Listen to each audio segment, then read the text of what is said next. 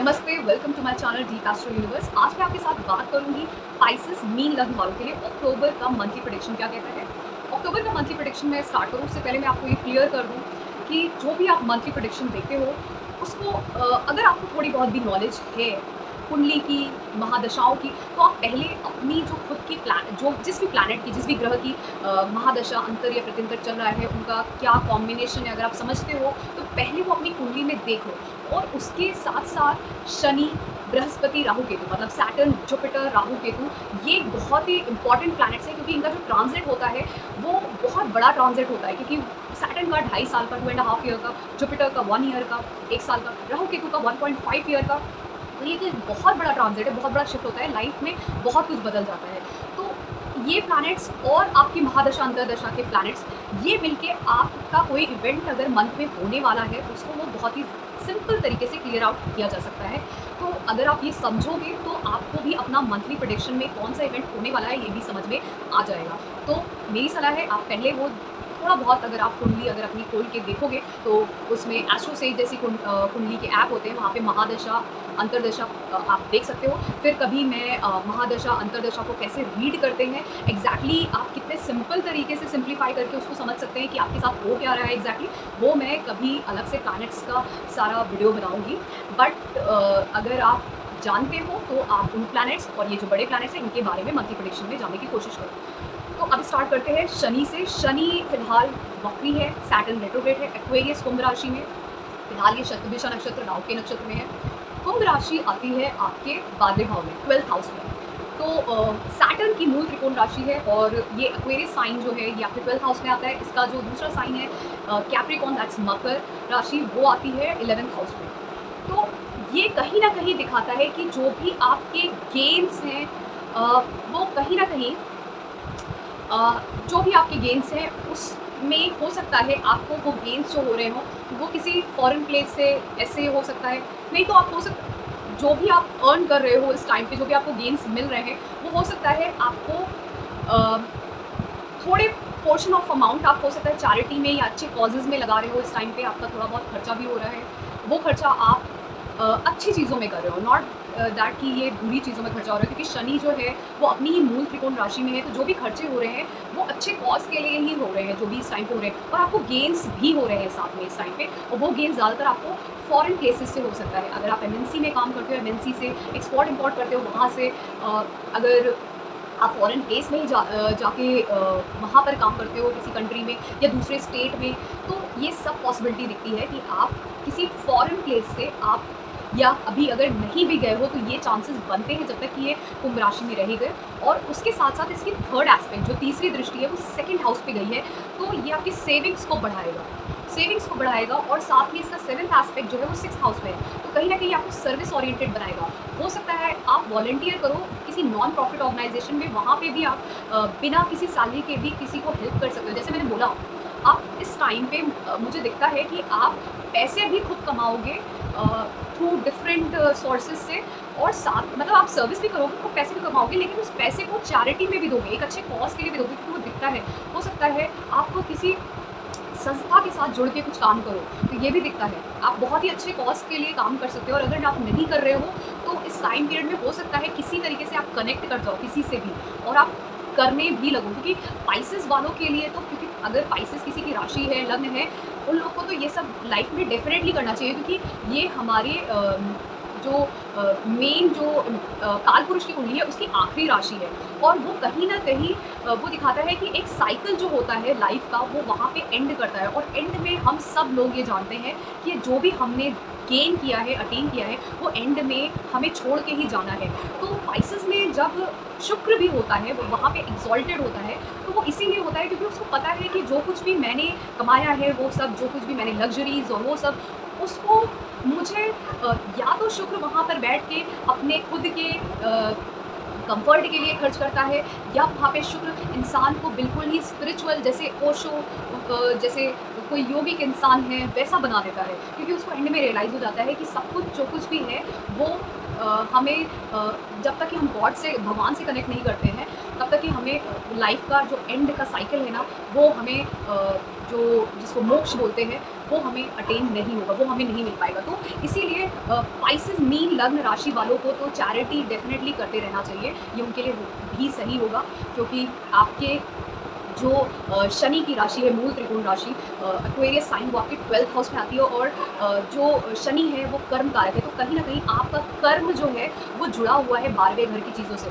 तो 12वें घर की जो चीज़ें आती है उसमें ये जो स्पिरिचुअलिटी है, जो इसमें आप चैरिटी है, ये सारी चीज़ें, सेल्फलेस चीज़ें जो हैं, ये आपको डेफिनेटली करनी चाहिए, सर्विस डेफिनेटली देनी चाहिए। तो ऐसे तरीके की तो अगर आप करते हो तो इससे आपको लाभ ही होगा, क्योंकि उसकी जो पिछली राशि है कैप्रिकॉर्न मकर राशि, वो 11th हाउस में आती है, तो वो आपको लाभ भी देगी उसी से।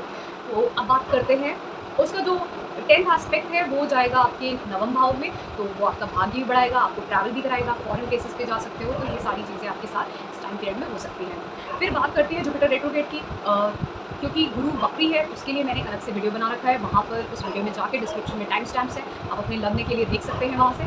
फिर बुध और सूर्य की बात करते हैं, मरकरी और सन की जो कॉम्बिनेशन होता है, जो युति होती है, उसको बुधादित्य योग बोलते हैं। तो फिलहाल ये बुधादित्य योग कन्या राशि वर्गो साइन में है, जो आपके 7th हाउस में है, और फिर 18-19 तारीख को यही युति जो कॉम्बिनेशन है, वो उसके बाद तुला राशि आपके 8th हाउस लिब्रा साइन में बनेगा। तो जब तक ये सप्तम भाव में रहेगा, तो सप्तम भाव में रह के ये कॉम्बिनेशन, अगर आप शादी करना चाह रहे थे, बिजनेस स्टार्ट करना चाह रहे थे, ये सब में आपको हेल्प करेगा। और ये कहीं ना कहीं आपको 7th एस्पेक्ट से ये जब यूपी देखती है, तो फर्स्ट हाउस को देखेगी, तो आपका इंटेलेक्ट बढ़ेगा, आपका पर्सोना बढ़ेगा, और साथ में आपका आप बहुत ही ज़्यादा, क्योंकि सूर्य जो है वो एक तरीके से आप बोल सकते हो कि इंसान के अंदर की स्ट्रेंथ है, तेजी है, एनर्जी है, एक तरीके दैट्स अ पॉजिटिव एनर्जी। एक एनर्जी होती है मंगल की, जो फाइटिंग एनर्जी है, फाइट करने के लिए वो एनर्जी होती है। सूर्य की जो एनर्जी होती है वो आपको स्ट्रेंथ देती है, विल पावर देती है, इंटेलेक्ट देती है, क्योंकि वो मरकरी के साथ है, तो वो इंटेलेक्ट देगी। तो आप उतने ही जो सीरियसली आप फोकस्ड तरीके से अपनी एनर्जी को अपने काम पे लगाओगे, इंटेलेक्चुअली हर चीज़ करोगे, तो इस तरीके से आप लाइफ में उस टाइम पे अगर कुछ करना चाह रहे हो बिजनेस में, तो वो आपको सक्सेस दिलाएगा। अगर आप शादी के लिए ट्राई कर रहे हो, तो वहाँ पे भी आपको सक्सेस मिलेगी। फिर ये युति जो है कॉम्बिनेशन, वो 8th हाउस में बनेगा, जब लिब्रा साइन में तुला राशि में बनेगा, तब ये आपको अचानक से जो लॉटरी होती है, एफडी होती है, म्यूचुअल फंड्स होते हैं, उसमें आपको लाभ करा सकता है, किसी और का धन आपको मिल सकता है। तो ये सब भी हो सकता है। तो जैसे मैंने बोला, अगर शादी करते हो तो हो सकता है आपको इन लॉस से धन मिल सकता है, ये भी हो सकता है। और क्योंकि ये 2nd हाउस को भी एस्पेक्ट करेगा 7वीं सप्तम दृष्टि से, तो ये आपको आपकी सेविंग्स भी बढ़ाएगा इस टाइम पे। तो ये सारी चीज़ें हो सकती हैं।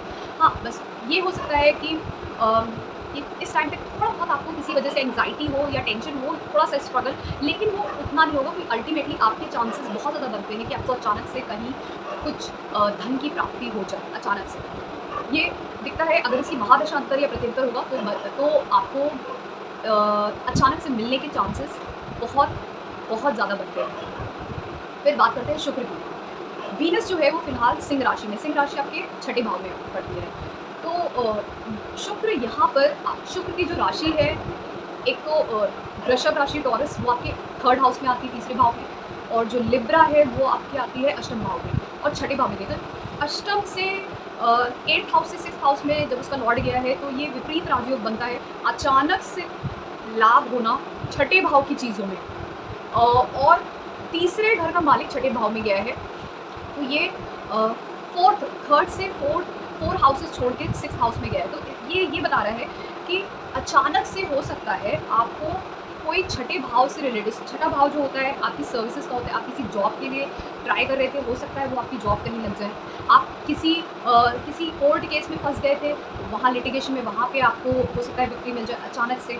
तो और ये भी हो सकता है कि आपकी किसी के साथ मिसकम्युनिकेशन हुई, और वो मिसकम्युनिकेशन में आप ही विन कर गए अचानक से, मतलब कोई ऐसा हुआ कि आप ट्रैप हो गए किसी लड़ाई झगड़े में, बट अल्टीमेटली विक्ट्री आप ही की होगी, ऐसा दिखता है अचानक से। कुछ भी कोई सिचुएशन ऐसी हुई कि you will find victory over your enemies. तो ये होता है एक्चुअली में जब होती है विपरीत राजयोग, मतलब अचानक से, मतलब विपरीत राजयोग कुछ इस तरीके से काम करता है कि जो चीज़ मतलब आप फंस तो गए लड़ाई झगड़े में, और सिचुएशन भी थोड़ी सी बुरी दिख रही है, लेकिन अचानक से ऐसी चीज़ें होती हैं कि आप उस पर एज अ विनर निकलते हो। आप वहाँ पे आप उस सिचुएशन में कोई भी कॉम्पिटिशन हो रहा है, वहाँ पर आपकी जीत होती है। तो ये इस तरीके की चीज़ें होती हैं जब विपरीत राजयोग बनता है।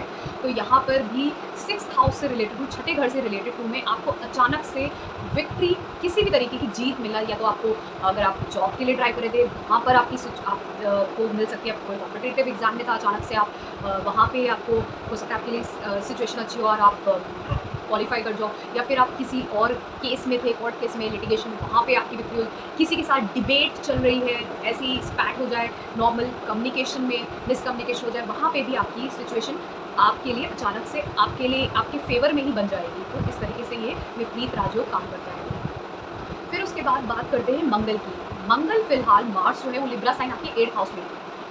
तो मंगल जब भी शुक्र की राशि में होता है और शुक्र मंगल की राशि में, या इन दोनों का कॉम्बिनेशन बनता है किसी के भी चार्ट में या ट्रांजिट में भी, तो उस टाइम पीरियड पे usually men will feel attracted towards women, women will feel attracted towards main. किसी भी के भी साथ अगर आप सिंगल हो तो हो सकता है आप किसी के भी आसपास आप। तो ये जो मंगल की कॉम्बिनेशन होता है, जब मंगल शुक्र की राशि में होता है, शुक्र मंगल की राशि में, या इनका कॉम्बिनेशन, तो बेसिकली ये होता है कि men will feel attracted towards women, women will feel attracted towards main. या फिर कभी कभार क्या होता है कि ये आपको थोड़ा बहुत फ्लर्टेशियस भी बनाता है। तो ऐसे लोग बहुत जल्दी अट्रैक्ट भी होते हैं दूसरों की तरफ, अपोजिट जेंडर की तरफ, और हो सकता है अपोजिट जेंडर भी आपकी तरफ थोड़ा बहुत अट्रैक्ट हो जल्दी जल्दी ही। तो इस टाइम पीरियड पे अगर कोई पार्टनर या लाइफ पार्टनर की तलाश में है, तो ये आपको बहुत हेल्प करेगा ये युति, क्योंकि कहीं न कहीं आप अट्रैक्टेड फ़ील करोगे किसी अपोज़िट जेंडर की तरफ। और अगर आप मैरिड हो तो आपका बॉन्ड जो है अपने स्पाउस की तरफ बहुत ज़्यादा बढ़ेगा। और ये भी हो सकता है अगर आपका कोई पार्टनर है, आपका और उसका जो बॉन्ड है वो भी बहुत अच्छे से और इंक्रीज़ हो, मतलब वो अट्रैक्शन बढ़ेगा। तो क्योंकि मंगल जो है उसकी राशि जो आती है एरीज़, मेष राशि, वो आती है 2nd हाउस में, और जो इसकी दूसरी राशि आती है वो आती है 9वें भाव में, 9th हाउस में। और ये क्योंकि शुक्र की राशि में गया है, और शुक्र फ़िलहाल जो है वो अभी छठे भाव में है। तो ये कहीं न कहीं ये मुझे ये दिखता है कि आपको एक तो अचानक से ये भी हो सकता है, क्योंकि 9th हाउस का लॉर्ड अपने से 12वें भाव में गया है और दूसरे घर का मालिक अष्टम भाव में गया है।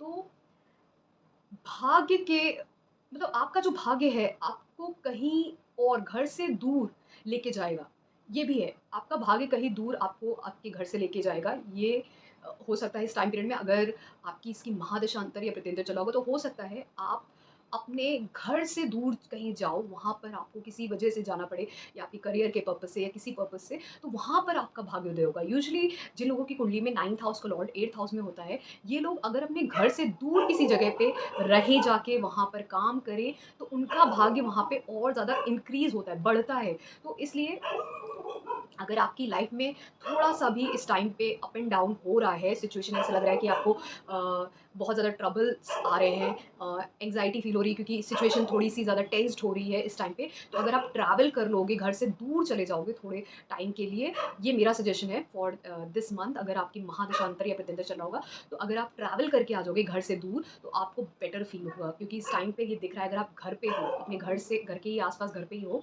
तो अगर वहाँ पे आपको ऐसा एनवायरनमेंट मिल सकता है, जो हो सकता है कि आप उनके साथ थोड़ी बहुत अनबन हो जाए, या कुछ मिसकम्युनिकेशन या कुछ ऐसा जिसकी वजह से आप टेंस्ड फ़ील करो, थोड़ा लो फ़ील करो। तो उसके लिए अगर आप घर से दूर जाके कुछ किसी वजह से आप शिफ्ट हो जाओ, या घर से दूर थोड़ा ट्रैवल कराओ जाके, तो आपको अच्छा फ़ील होगा और वो एक पॉज़िटिव चेंज हो सकता है आपके लिए। तो फिर उसके बाद बात करते हैं राहु केतु की। तो राहु केतु तो फिलहाल ट्रांजिट करने वाले हैं, तो ये ट्रांजिट करेंगे पाइसेस और वर्गो में।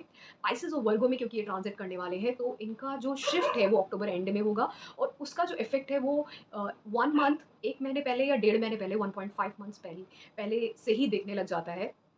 तो क्योंकि ये इसका इफ़ेक्ट ऑलरेडी सितंबर से दिखने लगा है, तो वो शिफ्ट ओवरऑल क्या इफ़ेक्ट लेके आएगा वो हमें पता चलेगा अक्टूबर के बाद, सबको दिखने लगेगा अपने-अपने लग्न और राशि के हिसाब से, और उसके लिए मैं अलग से वीडियो बनाऊँगी, तो आप उसमें समझ सकते हैं कि क्या होगा आपके लग्न के लिए, पाइसेस के लिए। तो अगर आपको मेरा ये वीडियो पसंद आया है, तो मेरे वीडियो को लाइक करिए, इस चैनल डीप एस्ट्रो यूनिवर्स को सब्सक्राइब करिए। थैंक यू सो मच, धन्यवाद।